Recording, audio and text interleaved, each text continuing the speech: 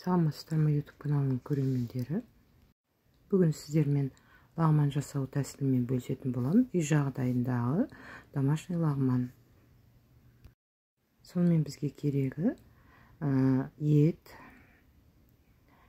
көкөністер, болгар бұрышы, ащы бұрыш, пияз, редька, сәбіз, сарымсақ, петрушка, қызанақ, май, пекин капустасы, зере, бульон, паприка, тұз, қара бұрыш және соя керек.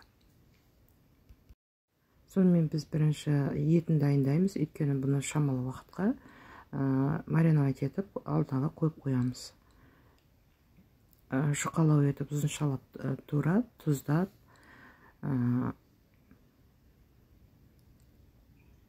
паприка салып, зеремізді, бульонымызды салып, қара бұрышымызды салып, соямызды құйып, алдын ала мариновать етіп қоямыз. Кішкене майымызды құйып қоямыз. Сөйтіп жарты сағатқа кемінде мариновать етеміз. Оған дейін көкөністерін турай беретін боламыз. Барлығын турап дайындап қоямыз. Бұл жерде болгар бұрышынан светофордың сарысы, сосын остро-сладкий деп айтылады ғой, ащы тәтті бұрыш. Міне біздің етіміз маринадталды. Енді осыны қуыра бастаймыз. Бұл жерде капустаның, пекин капустасының түбін ғана қостым, қатты жерін. Етімізді қуырып, үстіне көкөністерімізді кезекпен салып, сонымен ретіменен пиязды, сосын сәбіз, шалғанды қуырып ала береміз. Осының үстіне томат пастасы, қызанақ, өзім жапқан банкідегі капустаны салып қуыра береміз.